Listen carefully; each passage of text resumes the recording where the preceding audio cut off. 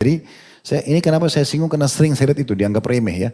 Lagi flu, lagi meler-meler hidungnya dianggap biasa. Padahal itu bahaya, bisa membahayakan orang lain.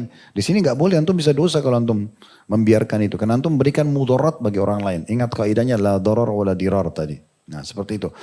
Nah, sama batuk. Batuk sana, batuk sini, sembarangan. Ini jangan, teman-teman sekalian. Ini jadi harus kita mengerti, ini bukan hanya sekedar, oh ini hak saya. Bukan. Masalahnya ada hak orang lain yang antum langgar.